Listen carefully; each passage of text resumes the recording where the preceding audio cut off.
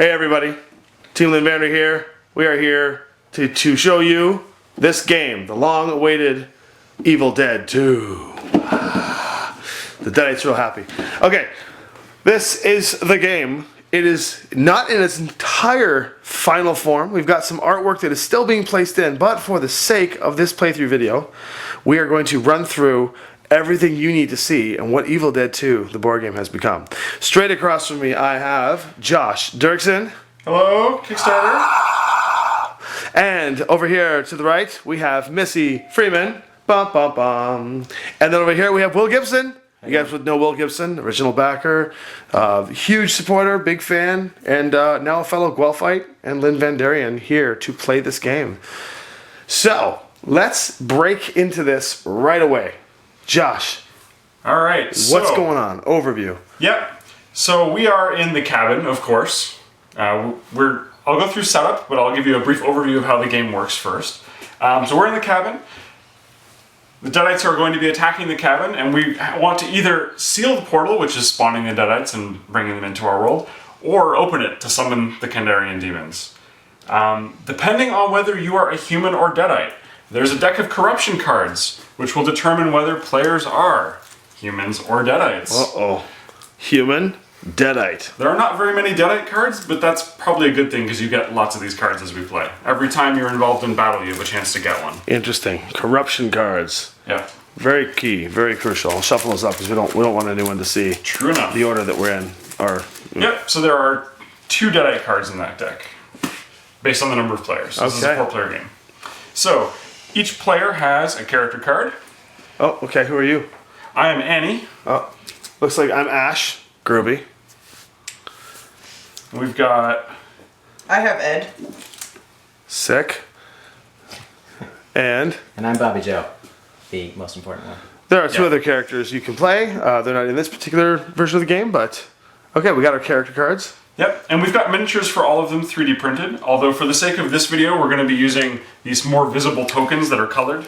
Yeah, these are the renders of the minis that you're going to get. We don't have the manufacturing capabilities as the design team to be creating all these miniatures, but we're lucky enough to have a few of them 3D printed. This is the Ash mini. And then we also have some other minis over here. Will, do you want to show some of these? What do we got? This is the tree. Oh, sick. I think he might be a little small. Yeah, the tree's a bit small. He's bigger in the actual final thing, but for the 3D print, this is a really good quality print, actually. So this is a nice tree. So we got the tree. We'll maybe use that. What else we got? The hand. Let's give him a hand. Yeah. Yay, the hand. And we've got Henrietta. So Henrietta's of a clear plastic, so it's going to be harder to sort of like see that. But they're all going to be in a paintable. Oh gosh, look at this one. Applehead. Well, we felt that one was... That's a lot of plastic. It's heavy. Yeah. We felt it was important to keep that one in the game. That one is a fan favorite. Yep. That was kind of I think it was a late stretch goal in the original campaign, and we were like, no, that's got to stay. Applehead needs to stay. Yeah. And then it comes with 2 arms as well. Oh yeah, here's Applehead's arms. You'll see them right there. Bust out of them. Yep. Okay, there we go. Okay. And then we've got some Deadites and... Yeah, the models for the Deadites. You're going to get lots and lots of that guy. Yeah, tons of Deadites. We've got a whole pile of cardboard tokens. I think there's like 40 minis in the game. There are 40, yeah. 40 miniatures in the game. Right on. Okay, so here we go. Here's your standees. I'll give you back Annie. Yep. Okay. First thing we're going to do is deal everybody a corruption card. You don't get to look at this one right away, so you don't know on the first turn if you're a Deadite yet. You get to look at it the first time you collect a Necronomicon page, or the first time you're dealt another corruption card. And you can just tuck it with your character card for now. I'll put that one with Ash. Thanks. I'll leave the rest here. The game ends either when we run out of corruption cards, in which case the Deadites win. The game ends if we go through the entire event deck, in which case everybody just loses. So run out of corruption cards, run out of the event deck. Yep. Or the game ends when one of the tracks is full. So because we're playing with 3 players, 2, 3, 4, 5, there are 4 players, yeah. Sorry, 4 players, yeah, 4 player space. 7 pages on each end, or rather 6 plus a shared space in the middle. Right. Whichever team fills the track to the middle space first will end the game. But right now we're all on the same team. Just that's not gonna... Oh, we don't know, actually. We may be on the same team. The first round we're on the same team, but we don't know what's gonna happen. Yeah. Okay, so the first thing we do for setup is actually place. So we've done our corruption cards. We now each place our characters in the any room inside the cabin. Again, normally we'd have minis, but today we're going to use these little template pieces. You just pick a space. Yeah, any area in the cabin, and they have to be different areas. Oh, so I can't go in the bathroom with Bobby Joe. It's not going to matter too much. I'll start here. The bedroom. Okay. Wow, this looks a little scary. Okay, I'm going to go.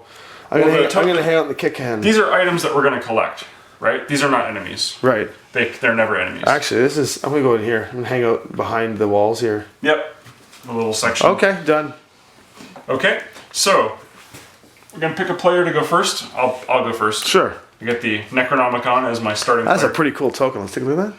Yeah. Sick. Backers from the original campaign may recognize this art. All right. Okay, so the first thing that happens every round is we draw an event card. Some event cards have an effect that lasts the entire round. So we'll draw this one. This is called the Evil Dead. Spawn one deadite at, and it gives me specific locations to put. So yeah, so every card has where you spawn all the deadites. It tells you the locations. The letters are corresponding on the board. Yep. And then below it has an additional effect, which is usually pretty nasty.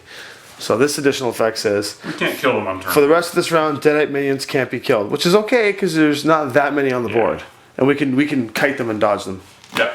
So G, I, B, and D. While he's setting that up, we can just show you these cool reference cards. When you start collecting items and things in the game, you've got this interesting little reference sheet that shows you what each of the items do and how you can use them in the game. Yeah. Including This is a complete reference to all of these little tokens that are scattered around. which we need to go get.